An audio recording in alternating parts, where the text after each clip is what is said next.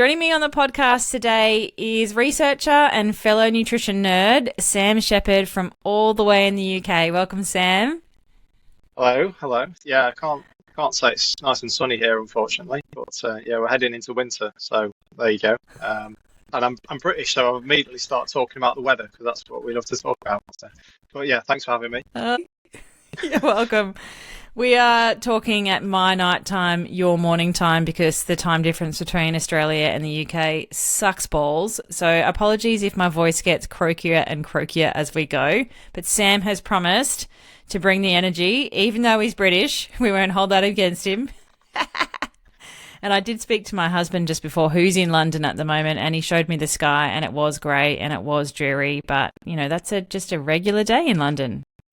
Absolutely. So Sam has agreed to come and talk to us on the podcast all about carbohydrate and fat oxidation. Oh yeah, we're going to get down and dirty in the good stuff. He has recently taken on a role and is now the head of sports science at Precision Fuel and Hydration, which is very exciting. But his background is, oh God, how many years of study have you done, Sam? Like 50 million. Yeah, a lot of years of study.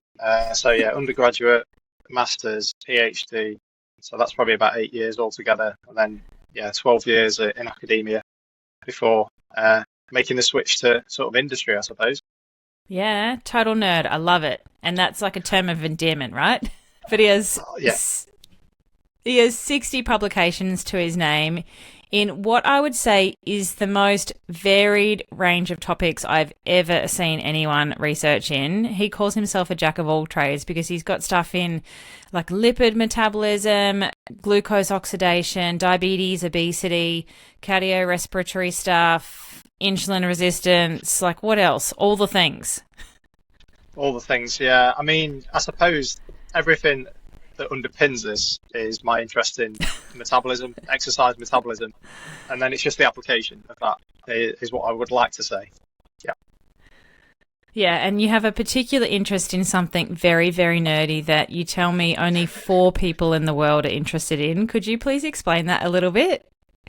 Yeah, so I suppose it started in my PhD, and then I've been doing this type of work for probably up until the sort of last couple of years, really.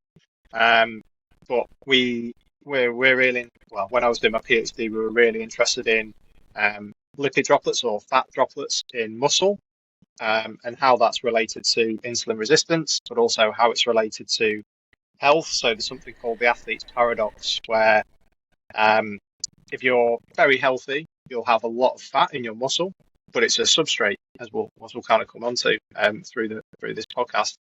But in a sedentary person, when they're insulin resistant, obese or type 2 diabetic, then they also have a lot of fat, but it's just not usable. It's not particularly metabolic. And so that relates to the relative insulin resistance that those people experience. And so, yeah, my interest in my PhD was working out why that was, what are the proteins that are linked to these lipid droplets in muscle, using microscopes to like look at like muscle samples that we've taken out of all sorts of people, and like nice colourful pictures, which are great when you go to conferences and you can put them up and everyone goes, oh wow, because it's like one of my PhD students actually termed it disco muscle, which I thought was really nice, a nice way of putting it. So yeah, there's probably only about me and about 4 or 5 people in the world that really nerd out on that. My partner. And look how excited you get talking about it too. Yeah, you're like, yes, let's go. Yeah. Somebody asked me a question. Yeah. So so I sort of left that world behind. In the last couple of years. But yeah, it still gets me excited. And it's all like, when you're at school and you think about science, you think in Bunsen burners.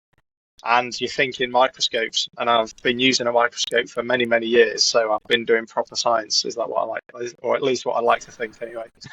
I love it. I love how excited you get about that. But it is also a very interesting area of research, and if there's, like you say, there's only a few people interested in it, it's a huge area for us to still understand. So yeah, it's pretty cool. And disco muscle, that sounds pretty cool to me. Absolutely. Other than being a researcher weapon and lover of all things science, he is also a little bit of a weapon on the triathlon course. Sam was the overall winner of a full distance event in Mallorca in 2021. He beat all the men, all the pro men, I might add. What time did you do for that race, Sam? Oh, it wasn't a quick one because it was so hot. So I was just sort of last man standing, I think, more than like taking the win. Yeah, really. But there you go. That we can talk about, heat acclimation and the importance of, monitoring your workload in the heat. And I would say that's what I managed to do that day better than the others. Well done. Well To done. come through.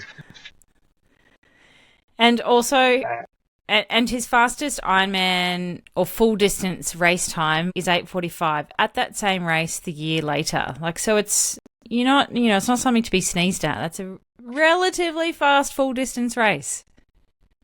yeah, not too bad. I mean, hopefully we can get somewhere close to it next year. I actually did Tallinn Ironman in 2021 as well, and I went 9:01. So I've got a bit of. I need to go back and get sub 9 there. Maybe that's the plan for next year. Okay. And you have been to Kona the year after that, 2022. Is the plan to go back to Kona again?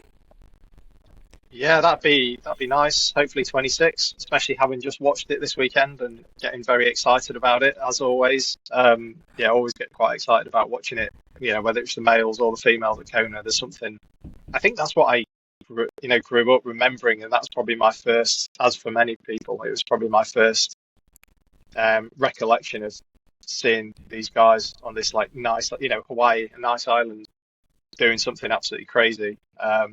Yeah, and it's just growing from there really. It is such a cool event, and you've proved that you can perform in the heat too. So there's something about you that is probably more adapted to that environment, which is to your advantage. Possibly, yeah. I definitely melted a little bit when I did it in 2022. So I'd like to go back and right some wrongs. Let's put it that way. Think about all the things that you know now, though, that you could apply to yourself. N equals one, you're always your own experiment. You would know so much more about that sort of stuff to help you for future racing. Yeah, exactly. And I think we spoke about it before that it's with Ironman racing. I really like it that you can't do that many a year, maybe one or two that you can peak for, and there's a little bit of jeopardy involved in that as well because we pay a lot of money to enter these races. Yeah. In terms of travel around the world to do them, and it could all go terribly wrong. Yeah. But I like that acceptance. But you could also have the perfect day, and I think that's what I always think is one day it'll be possible to have the perfect day at one of these races. Not yet, but yeah, it will happen at some point. Yep. And then it'll never happen again. It just happens Exactly. once. Yeah. Okay, so I have asked Sam to come on and talk to us. We're going to get pretty deep on carbohydrate and fat oxidation, particularly for triathlon. We did have Professor Louise Burke come and talk to us about low carb, high fat and fat adaptation stuff way back in episode 79, if you do want to go and listen to that. That was back in February 2023. So I haven't really covered the fat oxidation, carbohydrate oxidation stuff too much since then. But we have so much to cover that what I'm going to do is break this episode into two parts. So part one, we're going to focus mostly on carbohydrate oxidation. And then I'm going to get Sam back on and we're going to talk about fat oxidation in part two. So hang on in there. I promise we're going to get super practical and not get too deep in all of the finer details of stuff so that you will be able to keep up and understand. Sam is really good at explaining the science in practical terms as well. So to kick us off, Sam, can you kind of explain the basics of carbohydrate and fat oxidation and how that contributes to our energy production, in particular in endurance sports and things like triathlon? Yeah, so I think I said when this question came through, I was like, this is going back to my academic roots really, and like teaching undergraduates. So this is good fun. Yeah, so I love it. suppose the basic principle is that the longer we go as an endurance event when we're doing prolonged exercise, then the more that fat is going to contribute to our total energy expenditure. And we can look back at, there's a couple of like really nice ski studies that showed this back in the early 2000s. So Matt Watt, who's based in Australia, he did a study where they got people to cycle for like 4 hours, just at a moderate intensity. And then that was one of the first studies to show in this study, the crossover point was about 2 hours, where after 2 hours, fat became the dominant source of energy, whereas carbohydrate oxidation became lower after 2 hours. Before that point, carbohydrate was the dominant source. So that really showed this idea of a crossover and how prolonged exercise influences the proportion of energy that we're generating from fat and carbohydrate sources. And then there was this study a year later that came out from Luc van Loon, another like really prominent researcher. It's probably one of the most cited papers, I think, ever in exercise metabolism, his paper in 2003. And this kind of built on the work from Matt Watt, who in this study from Luc van Loon, they just did 2 hours of exercise, but they used stable isotopes. And this allowed them to identify the sources of carbohydrate and fats that were being used during a moderate intensity bout of exercise. And so early on during that endurance exercise, then typically you use substrates that are available in your muscle. So primarily muscle glycogen, but then there's also some fat stored in there, as we kind of touched upon as well. Yep. And then as that exercise then continues and we go longer and deeper into that exercise bout, then you start to see a shift towards more use of plasma-based sources. And what we really mean by that is that over time, then we will be releasing more fatty acids from our adipose tissue stores, so our fat stores, and they're traveling to the muscle and being taken up and oxidized. We also see a greater proportion of energy coming from our glucose in the blood. And what we really mean by that is the glucose that's being broken down from liver glycogen stores and pumped out, and again taken up and being used to generate energy. So that's the real basics, I suppose. And those are the two like key studies that I always go back to kind of reflect on how does an endurance exercise bout influence substrate, the substrates that we're using. Now, in both of those scenarios, both of those studies are very controlled, and obviously during an event, then the likelihood is we're going to take on carbohydrate during that event, and so that's going to maybe influence where that crossover point actually sits. So, if we take on more carbohydrate early on, then it might be that we remain more carbohydrate dependent, and carbohydrate provides a greater proportion of energy for or the dominant source of energy for longer into that endurance event. But typically that's the kind of basics in a nutshell, really. Yeah, nice one. Thank you. Does the intensity of exercise then affect our substrate usage? Yeah, absolutely. So, and again, this is where you go back to the those types of studies. Again, there's another really great study from Luc van Loon, which looked at, again, using the stable isotope technique to look at the sources of carbohydrate and fat that have been burned at different exercise intensities. This was actually published a couple of years earlier, so 2001. Again, probably one of the most cited papers in that area. And they showed that your fat oxidation is sort of around 50% of your energy is coming from fat oxidation at a moderate exercise intensity. The higher intensity that we go, then there's a greater portion of energy coming primarily from muscle glycogen stores. So, the harder we work, the more muscle glycogen we're going to burn to generate that energy, of course. Those are two very controlled studies.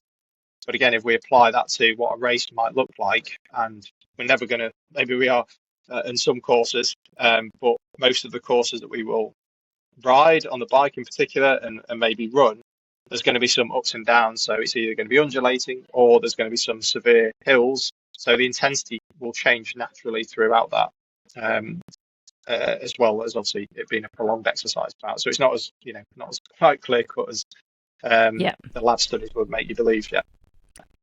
Yeah, we're not particularly stable even in training. You might do efforts in a session, or you go up a hill and the intensity suddenly shifts and your oxidation of carbohydrate and fat suddenly shifts. So How can somebody know at an individual level what their carbohydrate and fat oxidation rates are at different intensities? The primary thing that we would always do is part of like a physiological profiling of an athlete is do a graded exercise test. So we often split that into two parts. So like a submaximal part of that test, and that's where we'd really start to determine the what we might call fat max. So the intensity or the workload at which someone is burning their maximum fat oxidation sits at. And that's typically sort of somewhere in the region of 45 to maybe 65% of VO2 max. And then we can continue that and track the change or the reduction in fat oxidation as exercise intensity goes up. So again, if we did a simple test on the bike, we might start off someone cycling at 90 or 100 watts, and then it would go up 30 watts every 4 or 5 minutes. And we can see how that changes substrate utilization, those increase in intensity. So naturally, what we'll see with fat oxidation is it generally goes up a little bit and then will come down. Carbohydrate oxidation will continue to rise. So really, the only way to truly know how much you are burning of both of those substrates is to go to a lab and have that tested using a metabolic cart where we're collecting that expired air, collecting information on the volume of oxygen that's being consumed, the volume of CO2 that's being produced, and then those two values go into equations to determine your rate of carbohydrate and fat oxidation. We can also use, and we'll kind of come onto this a little bit later, I think, is we can also use that technique coupled with a stable isotope to determine exogenous carbohydrate oxidation rates as well. And so what we mean by You have to explain what exogenous means. exogenous carbohydrates are carbohydrates that are ingested essentially. So that's really important if we want in your pie hole. in Sports your pie drinks, hole. gels, Yeah, anything that goes absolutely. into the body from the outside. Yeah. So if we want to understand the rate at which we use the carbohydrates that we ingest, then we would add a little bit of a tracer to those. So a tracer is basically a very similar, it acts the same in terms of the molecule, acts exactly the same, but it's tagged slightly differently, slightly heavier, and then we can analyze that using sophisticated methods after the test. But what it ultimately tells us is the rate of oxidation of the ingested carbohydrate. So if we take 30 grams of carbohydrates in a gel, what rate are we burning that at? And that will alter depending on exercise intensity as well. But it still requires us to collect the expired air that we're breathing out, to understand the volume of oxygen that we're consuming, and plugging it into similar equations to be able to do that. So that technique's really good. I would say the first thing I talked about there, the graded exercise test, that's relatively inexpensive for someone to go and do at a laboratory. Typically in the UK, we can do that at universities. Most universities offer that type of service. The exogenous carbohydrate oxidation rate is very expensive because the stable isotope tracers are expensive to buy and then analyze as well because of the mass spectrometry that we use to do those analyses. If you have the budget of someone like a Christian Blumenfeld or a Gustav Eden, then you'll see those guys probably on YouTube doing that relatively often to understand what their exogenous carbohydrate oxidation rates are. For us mere mortals, unfortunately, we're not going to be able to do that unless you have a lot of money to be able to invest in that. So yeah, that's not ideal. I mean, the other way to look at this as well is that there are apps, I suppose, that are becoming more prominent now that at least claim to be able to work out how much carbohydrate you've burned during a session or how much fat you've burned during a session. They'll give you a ballpark figure, but they're not built to take into account, changes in temperature, altitude, what your food intake was before and during that session, your fitness level. These are all different factors that again influence the contribution of fat and carbohydrate to your energy expenditure during a specific session. So they'll get you in the right region, but then they're not particularly informative, in my opinion, at this point in time. Yeah, thank you. So if somebody gets that data, I don't know, they end up in a research study or something, or they pay to have that commercially done. So they have, their fat max, they have their carbohydrate rates, they have their carbohydrate oxidation rates, they have their fat oxidation rates at different intensities. Are there factors that are going to affect that or change that? Or is that their number forevermore, set and forget? No, so it can definitely be changed. The main thing that will change it is their sort of training status or fitness level. So as we get fitter, then at the same intensity, we should be able to use more of our fat stores to generate energy versus our carbohydrate stores. So, for example, if if my fat max, for example, was something like 0.5 grams per minute, which is probably somewhere in the about average for your recreationally active to sort of well-trained individual, for most people at least anyway, following a sort of normal 65% carbohydrate diet. If I then did a period of endurance training, 12 weeks, 16 weeks, something like that, and came back and then retested, I would hope that one of the outcomes from that would be that my maximal fat oxidation would have increased, maybe up to like 0.6 or 0.7 grams per minute, either at the same power. So if it occurred at 150 watts, for argument's sake, in the first test, and then the second test it also occurred at 150 watts, that would be okay. Or the ideal scenario is we'd actually be using more fat at a slightly higher power this time, so maybe like 180 or 200 watts. So that means that we're generating energy a little bit more efficiently and protecting our carbohydrate stores essentially for the same sort of level of effort, let's say. Yeah. I find that so interesting. And what I want you to take away from that is that if you are less fit or you're coming back from, I don't know, Christmas and New Year period and not doing a lot of training, or you've been sick or injured and not done a lot of training, or you're new to the sport, then your carbohydrate needs are higher than somebody that is fitter and faster and well trained. Absolutely, yeah. And the other point I should make here that some people often take away from this is that, okay, so I go to a lab, I get this test, and it tells me my fat max is 0.5 grams per minute. And then they extrapolate that out into a 4 or 5 hour ride. That's all they're ever going to burn, 0.5 grams per minute. But actually, remember, right at the start, we talked about how exercise duration. So the longer we go, the more that fat will contribute to our energy needs during a sort of endurance type exercise bout. So yeah, it might be that you start off at like 0.4 or 0.5 grams per minute. The longer you get into that exercise bout, it's going to go slightly higher. So maybe after 2 or 3 hours, you go in at sort of 1 gram per minute. So the thing to take away is that you can't go to the lab and say, okay, at 150 watts, I'm going to burn 0.5 grams per minute of fat and 1.5 grams per minute of carbs, and that can then people take that away and think that can influence their race strategy because they know how many carbs they're burning. It doesn't quite work like that because of the factors.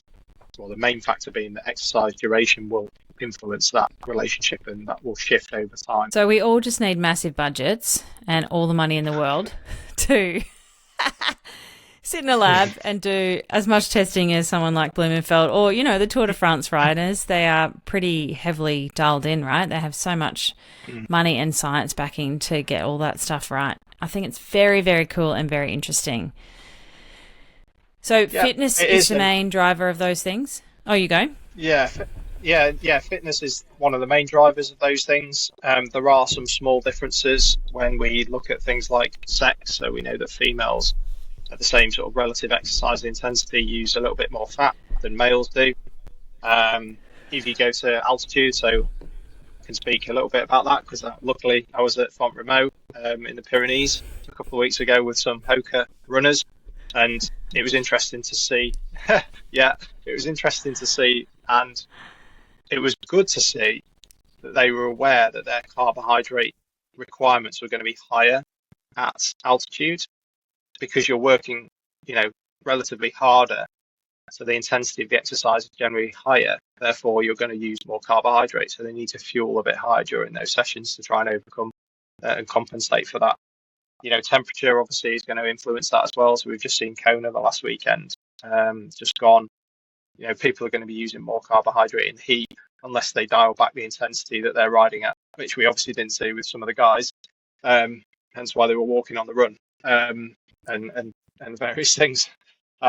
So those are the kind of some of the main things that are going to influence it, and we'll probably talk about this a little bit as well. Probably the key factor is our habitual diet, as well as kind of training status. Whether we have a high carb diet or a lower carb, high fat diet is going to play a big role in what the substrate is that we use during exercise.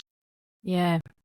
I will ask you that question, but before we dive into that, I want to get your take on the 120 grams of carbs an hour, trend, if you want to call it a trend, that we're seeing everywhere, because there's some literature around, elite level off-road marathon runners, like trail runners, chewing through that much carbohydrate, and everything always trickles down to age group athletes. And it seems like the focus for people at the moment is like more is better. Let's all aim for 120 grams of carbohydrate an hour. Why would somebody that is an age group triathlete want to aim that high? And I guess on the flip side, why would you then not want to do that in other situations? I suppose let's just dial it back a little bit first, just so we're all starting from the same position here. So where that 120 grams has actually come from. So first of all, we should say that we think that the maximum absorption capacity of the gut to take up glucose is about 1 to 1.1 gram per minute. So that's where this idea, if you had only glucose, you could ingest and absorb and oxidize about 60 grams per hour. And then we knew, back in the early 2000s that if you added fructose to glucose, then we could increase that up to sort of about 90 grams per hour. It's worth thinking about those studies actually, because in those first studies, they actually fed their participants about 108, 110 grams of carbs per hour. And that was, again, a combination of glucose and fructose. And when they did that, they observed oxidation rates of 1.5 grams per minute. So 1.5 times 60 gives you 90 grams per hour. So that's where that 90 grams an hour has come from. And in recent years, we thought, can we push that a little bit higher? So that those initial studies had a ratio of 2 to 1 glucose to fructose. So 60 grams of glucose, 30 grams of fructose, for example. More recent studies have looked at using a slightly different ratio, so 1 to 0.8 for glucose to fructose, and that's meant that we can push it slightly higher. And that's the basis of those studies that are showing that maybe 120 grams an hour is possible. It's also worth saying that the maximum, or at least on average, the maximum oxidation rates that they observe in those studies is still about 1.5 grams per minute. So there's maybe a little bit of redundancy, you could say, in doing that. You could actually bring it back down, and this is worth considering from an age group perspective. If you want to maximize your carbohydrate oxidation rates, you could probably actually aim for somewhere in the region of 100 to 110 grams per hour. And you would still be pretty close, theoretically, to those maximum oxidation rates. And obviously, you're reducing a little bit of potential gut issues by putting something in that isn't getting absorbed and oxidized. And that might not seem like a lot. We're talking about 10 grams there, maybe. But if you extrapolate that out over 5 or 6 hours of an Ironman bike, then you're potentially carrying 50 to 60 grams extra carbs in the gut that aren't actually being used. And yes, there's going to be some carry through into the run there, of course, but there's also potential for GI issues that come alongside that. So there's a gut training element of that as well. I think And it's interesting that you noted the ultra um, running study that actually fed 120 grams an hour, because that was probably one of the first ones to show that. And it's interesting that it was in runners.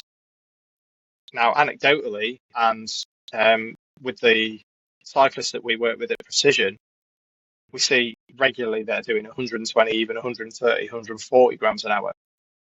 And I think in cycling, it's a little bit easier to meet those numbers and hit those numbers. Yep. There's also a reason to try and do that, particularly, when they're racing like multi-day or multi-stage races. There's an element of, if you fuel higher today, then there's less to kind of, recovery is a big part of that, but you're not digging such an energy hole, let's say, that you can't then recover for the next day. And so that's part of the reason to go pretty high on those days as well. Interestingly, though, and it's probably at Western States Marathon this year when I was first exposed to this and saw this, that if you take ultra runners, even those guys, they're running for 10, 12, 15 hours. Even those guys are hitting around 100 grams an hour, which is incredible. And also, we should say that that's largely from, and in some cases, almost entirely from sports nutrition products like gels or chews, which to me seems unfathomable. And particularly, my assumption was always that there would be some real food in there to mix things up, but they're just no. Probably the best example of that is Hayden Hawks, who won CCC at UTMB this year, and he was third this year at Western States. He was about 100 grams an hour purely from gels over a 10 to 14 hour period, which is just immense. It is. We're talking there at the top level, of course, and those guys are really pushing the limits. And we'll probably repeat this point. It ultimately comes back to, what intensity do you think you're going to try to complete an event at? And that will, to some extent, determine how much carbohydrate you try to consume. So if you're aiming to complete an Ironman in 15 hours, the relative intensity is going to be much lower than one of the pros trying to do sub 8, for example. They're going to be working at a much higher intensity to do that. So there's a reason to have such high carbohydrate intakes for those guys. If you're, if the intensity of that exercise and that race is going to be much lower for you, then you could probably dial that back, and you will naturally use more of your fat stores to generate the energy to be able to keep you going essentially during that race. I'm not saying that fueling isn't important. Of course, it's still important, but you could dial that back maybe to 60 or 70 grams an hour if you're if the intensity of that race is going to be a little bit lower as well. So I think it all comes back to considering this on an individual basis. And yes, there's some level of what can you tolerate, because that's a big part of it. But also, what do you think you're actually going to need as well, based on your target and aims for the race? Couldn't have said that better myself. That was beautiful, Sam. Thank you. You need to, get your race nutrition dialed in for you and what you're doing, not just blindly follow. Trying to do more is better, I think, is good advice. Great advice. So you alluded to this before, but what part of, somebody's day-to-day nutrition is going to dictate how good they are at oxidizing carbohydrate or oxidizing fat? Yeah, so there was actually quite a nice modelling study done of this a few years ago from Dan Plews and Jeff Rothschild over at AUT, and they took heaps of data basically and looked at what factors would influence RER. So RER is the respiratory exchange ratio, and we can use that as an indicator of how much carbohydrate we're using or how much fat we're using, or at least the proportion of either or. So an RER of 1, in theory, would tell us that we're burning 100% carbohydrate. An RER of 0.7 would tell us that we're burning entirely fat. And so, 0.85 would say 50-50, basically. And you get that from going back to the lab tests, you would get that information from those tests, because it's just a ratio of VO2 to VCO2, essentially.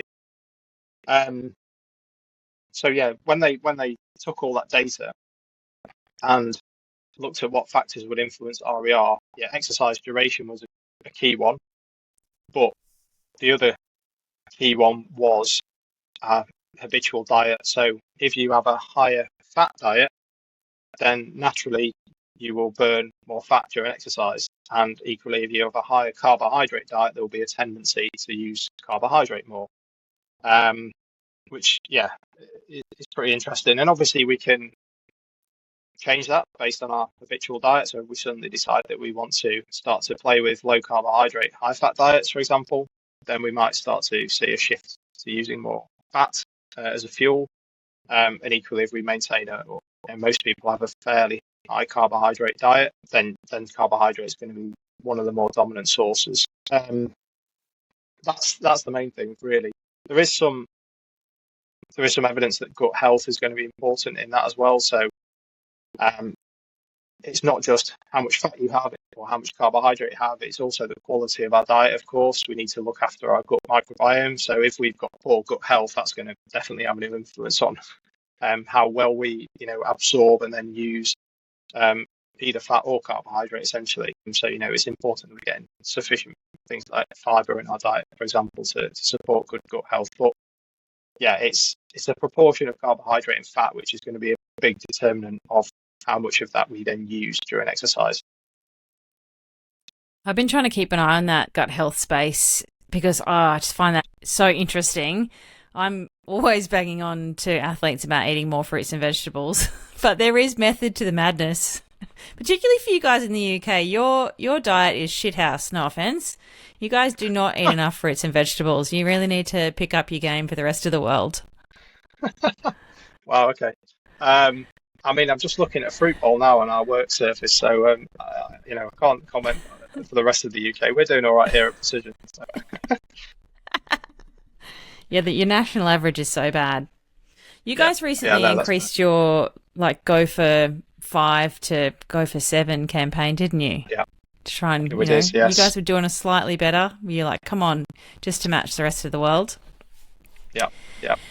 So sorry, going back to so to take you back to carbohydrate and fat oxidation, we can change that relatively quickly. And I know Louise Burke has done a lot of stuff in, low carb, high fat and flipping somebody's oxidation rates with diet. I don't know how to ask this question properly because I know so many age group triathletes, want to dabble in the low carb, high fat thing. They talk about, being fat adapted and improving that. Is that something that they should be looking at doing to get better at burning fat, particularly more long course athletes? Or is it a bit of a waste of time and a gimmick? Oh, the $1 million question. Yeah. Wow. Okay. So the way Sorry. No, it's a great question because you're right that everyone wants to know this. The first thing that I would say to someone who came to me and asked that question, I would say, okay, I would look at across, what does their actual life look like? So if they have a family and they're cooking as a family, is the family prepared to, adopt that same low carb, high fat diet? Do they do a lot of preparation of their meals, or do they try and, are they grabbing food on the fly when they're, in and out of the office, for example? Because it seems to me that we're in quite a carbohydrate heavy environment. So if you're trying to pick up lunch, you're going to have very limited options to sustain a low carbohydrate, high fat diet. And we probably should define that to start with, at least anyway, is that, ideally a low carb, high fat diet should have less than 50 grams of carbs per day. That's incredibly difficult unless you are, in my opinion, unless you are well planned and well prepped for every day to be able to sustain that. If you can do that, then hats off to you to start with. But if you can do that, then I think there probably is some benefit to, let's say, dabbling with it and seeing if it fits for you. We know that strategy is going to increase your ability to use fat as a fuel. So more of your energy is going to be generated from your fat stores as a result of doing that. That's unequivocal. And as you alluded to, Louise has shown that can happen quite quickly as well, after only a few days. Um, the other aspect of that is that, and again, this has been shown a number of times in research, that when you adopt that dietary strategy, you're often compromising your abilities to do like the high intensity work. Now that might be fine to some extent, but we know that fitness and VO2 max, and if you're trying to do VO2 max type sessions or work above threshold to improve your VO2 max, that requires a lot of carbohydrate to actually achieve that. And we know that VO2 max is, probably one of the key determinants of performance, whatever level of an athlete you are. There's no right straightforward answer for that, unfortunately, and I'm sort of skirting around saying yes or no because I don't think you can. It's a bit of a grey area. I think it's very individual, and I think it goes back to what your aims are as an athlete. And if you're aiming to compete at the top end and go sub 8, sub 9 in an Ironman, for example, then I think you're probably going to need a heavy component of your diet to consist of carbohydrate. Because you're not typically going to be able to do the high end work that's required to go that fast. If you're at the lower end, and again we can look at this from an athletic perspective, but also from a health perspective, then maybe low carb, high fat approach is potentially a good strategy. We know it's not a bad thing for health, particularly when we in my former life as an academic, when we were doing some looking at overweight or obese people or type 2 diabetics, there's pretty good evidence there that a low carb, high fat diet can help with that insulin sensitivity or reducing that insulin resistance. So it could be an option. I also think, and this is where it comes, we have an athletic life, let's say, but maybe we stopped competing. And then, if we have a high carbohydrate diet, maybe that's not optimal for what we, if we then create a sedentary state for ourselves. Ideally, we don't do that, of course, and we keep moving, but we might not be competing or completing events. So, yeah, I'm sort of going all around the houses here to say that it's pretty a grey area. I think if you can commit to it, and that's the other thing to say, if you can commit to a low carb, high fat lifestyle, I will call it, not even a diet, a lifestyle, then I think there's some potential benefits depending on your ambitions, your level as an athlete, and what you're trying to achieve. Yeah, perfect politician, right? No straight answer. I love that you led with the lifestyle thing first, though, and I love that also a dietitian on the other side of the world has the same mindset around this with athletes. I've only ever met 2 athletes in my entire career that have maintained and benefited from a low-carb, high-fat lifestyle. Everyone else has wanted to do it because it's sexy, but cannot maintain it for longer than a couple of weeks to, a couple of months. And they uproot their entire life and their family, and they discover how hard it is to eat out, and they can't do any social things, and they can't go drinking with their mates and things like that. And they're like, screw it, it's too hard. It's not worth it. So I think it's definitely something to consider first and foremost before you start chasing shiny objects and jumping down rabbit holes to get a marginal performance gain if it's going to affect your entire life. Absolutely. I mean, I suppose I'm saying that based on some experience as well. I actually dabbled myself a few years ago. Of course you did. And it was 3 months of it wasn't an enjoyable 3 months, if I'm being perfectly honest. It just didn't fit for me as an athlete. I'll be honest, I ran a very fast 10K. I was going to say, did you notice any performance gains off the back of that then? It's difficult to say. So I actually had a 10K race a week into it, and I ran pretty fast, but equally that's the first time I wore a pair of super shoes as well. So let's we can't put it all down to scrap that to the diet. No. So yeah, there's too much noise. Too many confounding variables to your research study there. That's not good data. Yeah. No. But the main thing for me was that it just didn't fit with the life that I was leading, I suppose, at the time, and my lifestyle generally. I'm fairly good at preparing, food and things like that in But as soon as you have a few busy days and you fall behind on that, you're almost scrabbling, a bit like you do with work sometimes. And you just lose that. Yeah, you're out of the LCHF sort of lifestyle, let's say, and it's difficult to get back to it. I would love to keep talking, Sam. So what I might do is we're going to wrap up part 1 of the carbohydrate oxidation information. So many good little tidbits and practical applications there. I love, as a researcher, being able to talk to you that you can just pull research studies out of your brain and be like, they did this and they did this. I don't ever retain that stuff. I read it. I'm like, oh, that's cool. Now, how do I apply it? And what is then my advice to somebody? And then I lose all the detail from those papers. And I love somebody that can just pluck that out of their brain. So let's wrap up part 1. Thank you for listening to all about carbohydrate oxidation. I'm going to come back with part 2 with Sam, and we're going to keep diving down this low carb, high fat, fat oxidation and fat adaptation type strategies when it comes to endurance performance. So thank you so much, Sam, and I will talk to you soon.